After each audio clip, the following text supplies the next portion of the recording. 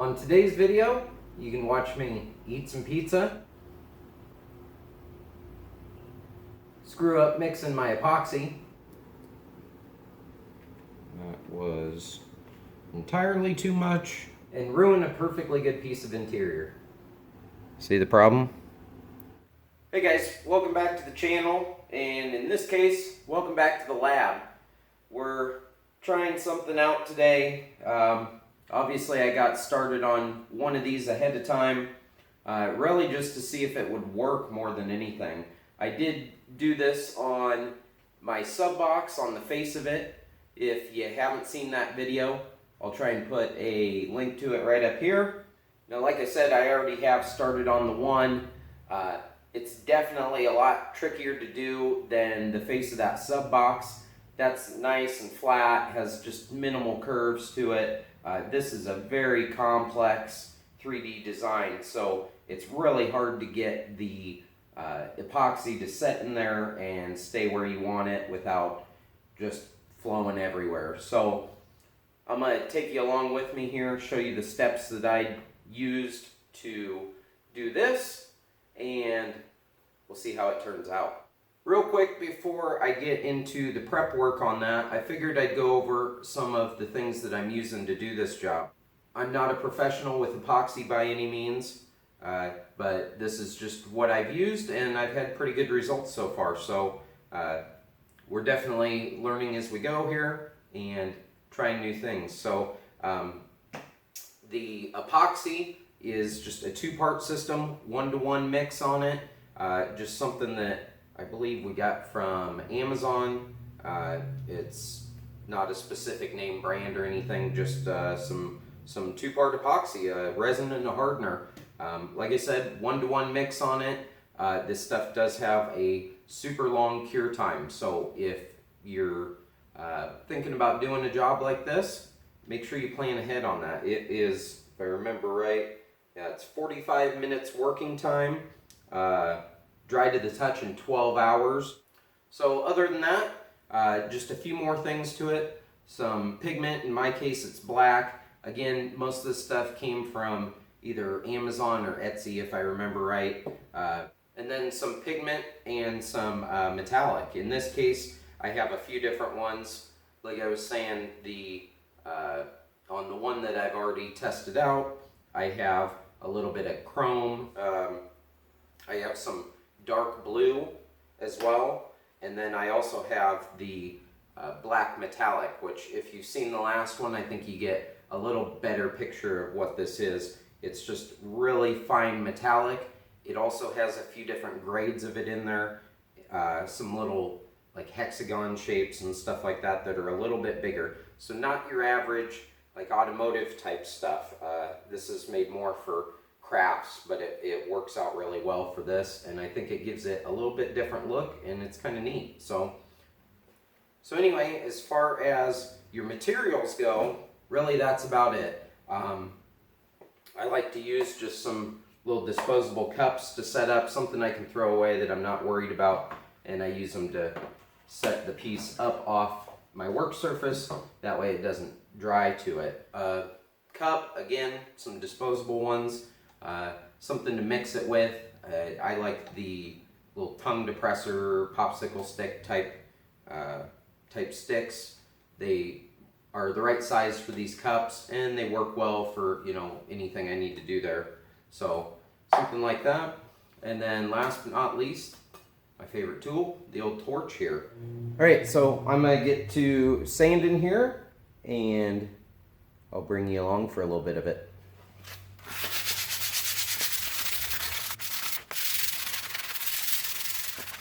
All I'm going to do to wipe it down, I know there's proper chemicals and stuff like that for paint work.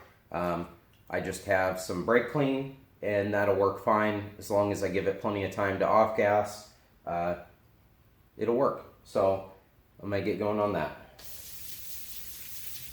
I want to try and avoid touching any areas where the epoxy is going to be. In this case, I'm not putting any on the sides of it.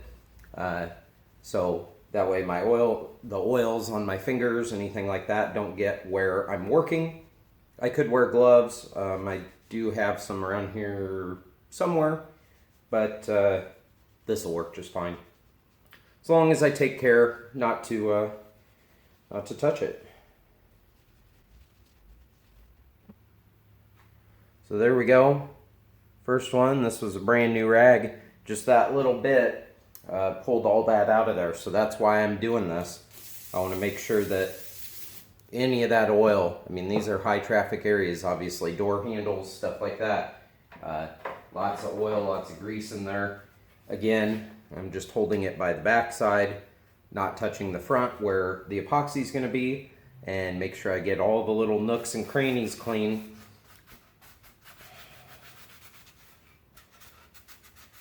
One little fisheye in these can ruin them for sure.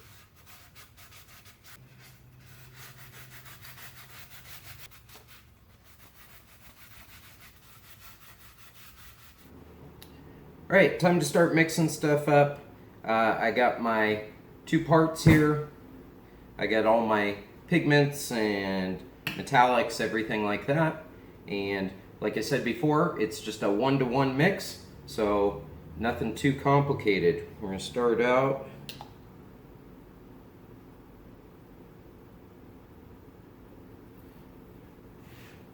Right about there. It's a lot like mixing paint, just a little less precise. 1-to-1 isn't hard to eyeball. Right about there.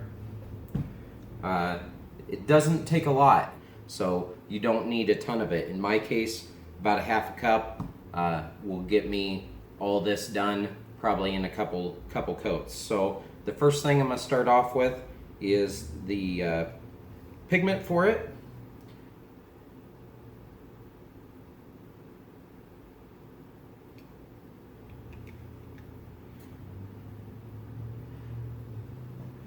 Show it to you there. Not a lot in there. It goes a long way, trust me.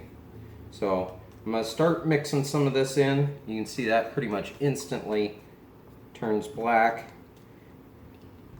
It's still a little translucent. You can mix more, you can mix less just to kind of tint it. It's up to you. I'm just trying to replicate what I already did before on the other piece, and that way everything's pretty similar. So start mixing those in. The chrome, which is just kind of like a silver metallic. That was entirely too much. See if I can scoop a little bit of this out. Actually, bear with me. Have another stick handy.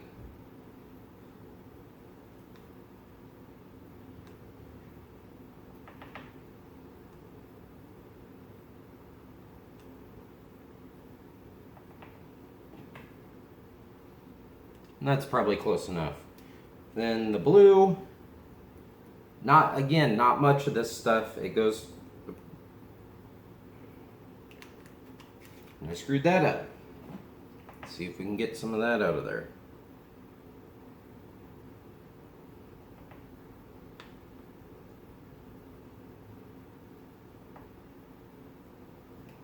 All right, that'll probably be okay. And the black.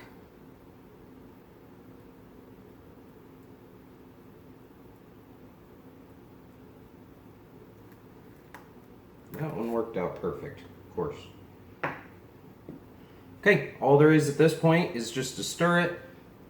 See if I can get you kind of a look in there. Not really, sorry, but mix it up. Again, like the instructions say, you have about 45 minutes to work with this stuff. So unlike paint, unlike, you know, Bondo or a lot of automotive products, you have quite a while to work with this stuff. So take your time, make sure it's well mixed. That's, you know, really key to getting a good finish on here, is because I am mixing both the parts of it, the resin and the hardener, and then all the pigments and metallics and everything in there. I want to make sure it's thoroughly mixed up. Right. There you can see what I got going. Looking pretty close.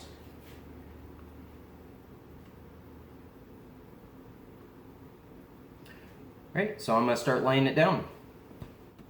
Now the best way I've found to do this on these complex parts like this is to kind of drizzle it on there. I'm not trying to waste all my product, but just to kind of drizzle it on there and then use the stick to really smooth it around.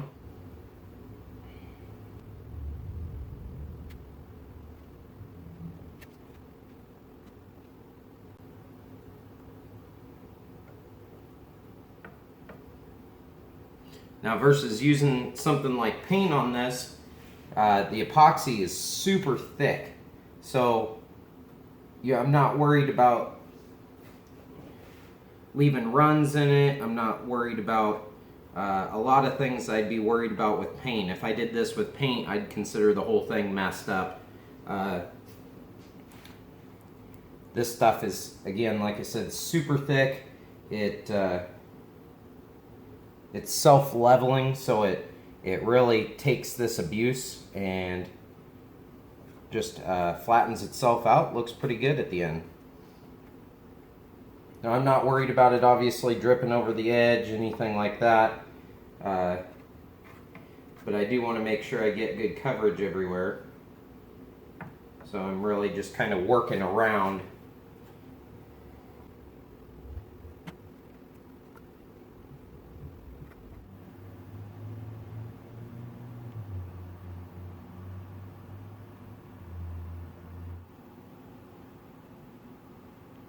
A few minutes of work later, I got that stuff all laid down. I'm going to keep an eye on it and make sure there aren't any spots I need to touch up or anything.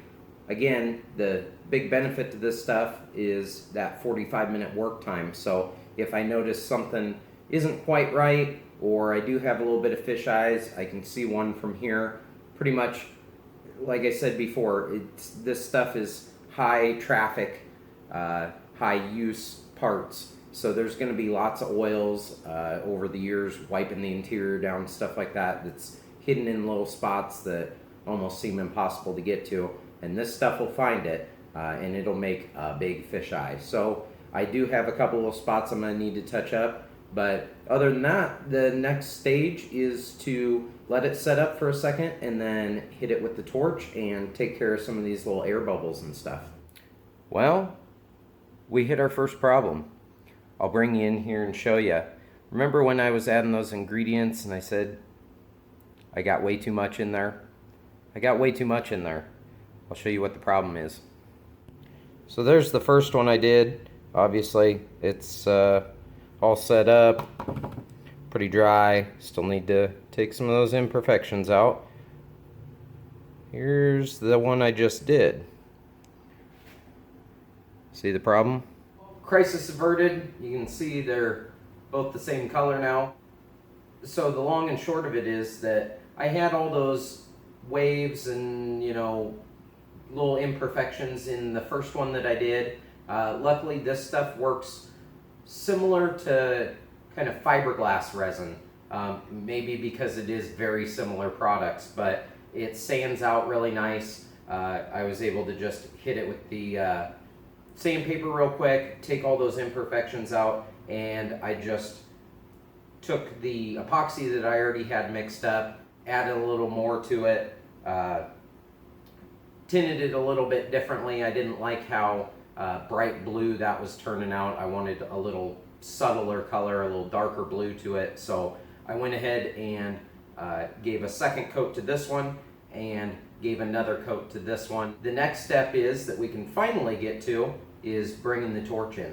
And again, the reason that you want to bring the torch in on these is not to help with cure time or anything like that, but the heat actually brings any air that's trapped in there or anything up to the surface and dissipates it. So it's really hard to see. I won't be able to bring you in on the camera, but if you do try this at home, you'll understand what I'm talking about. As the heat hits it, it actually thins it and spreads it evenly. So it also helps with that, with it filling any abnormalities or anything in it. But you don't hold it on there very long. It's just a quick quick little hit, and yeah, then we're ready to let it set up. So we'll get started.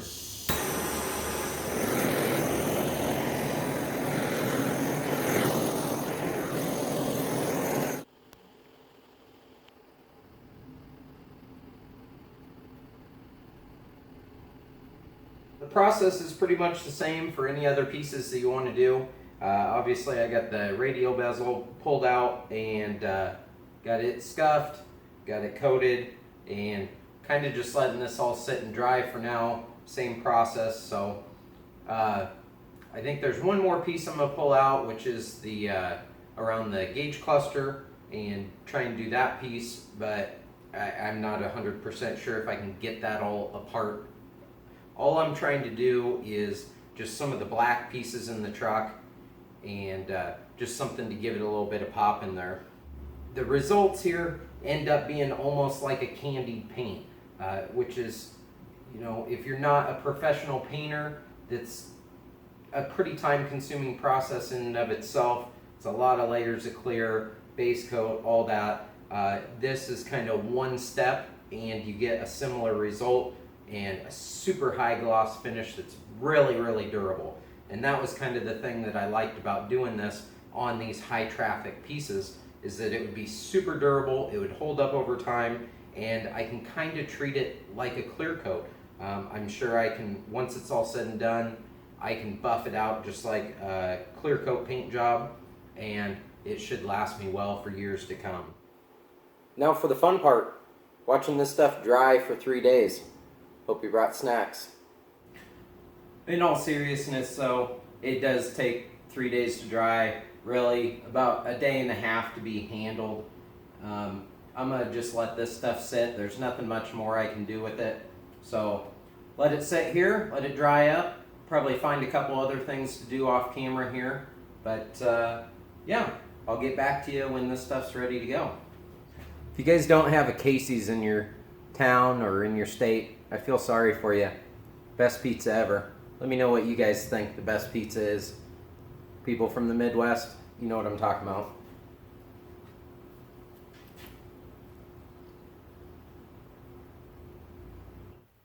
It's a new day. These have had plenty of time to dry. In fact, I did some work to them off camera. Went ahead and put the handles together on the doors.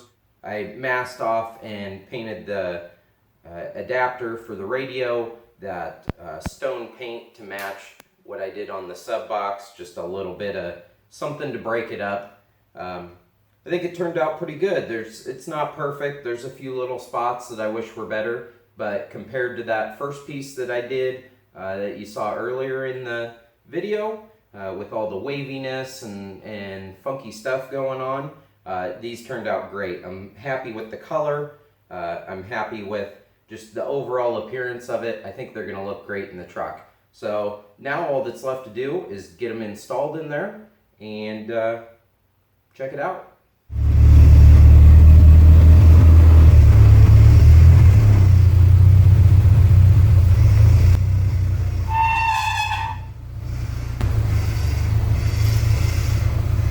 Well, time to install them.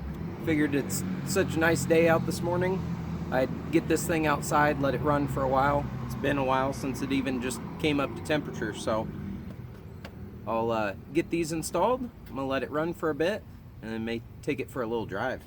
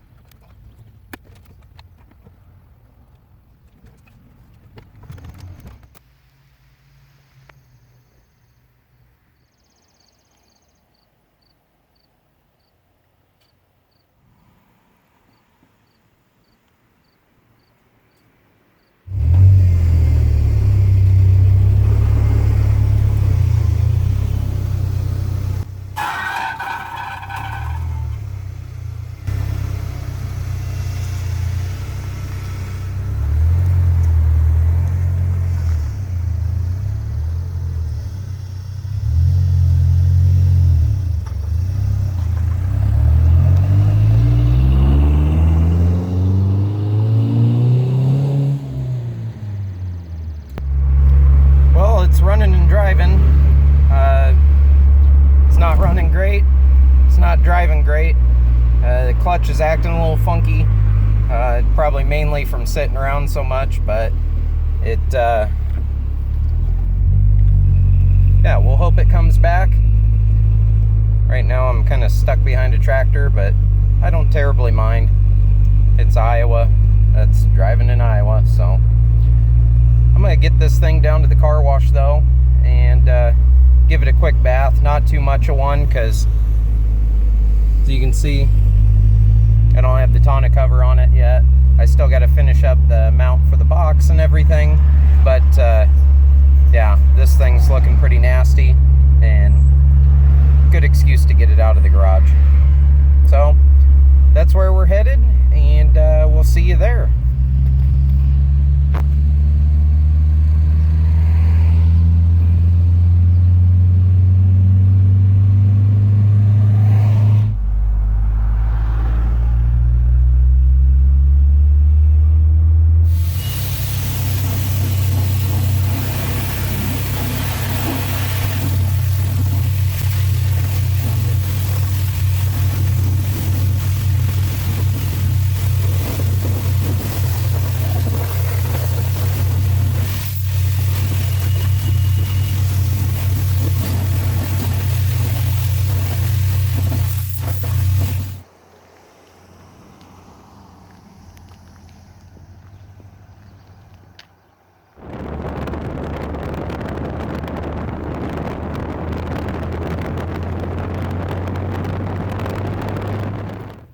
Well, I think that'll pretty much do it for this one.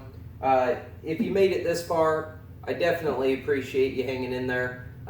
Go down and leave me a like. Let me know you enjoyed the video. And leave me a comment. Let me know if you've ever seen anybody do any epoxy on interior like that. I know I hadn't, and that's why I thought it would be fun to try and see how it turned out.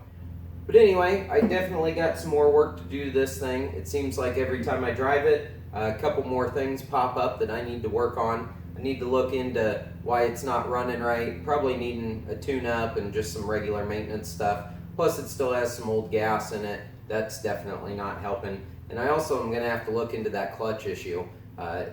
Can't drive it too much with it like that. Make sure you subscribe to the channel to follow along for all my projects like the Ranger, maybe a glimpse at the F100 here in the future, and anything else I may get into. Thanks for watching. We'll catch you next time.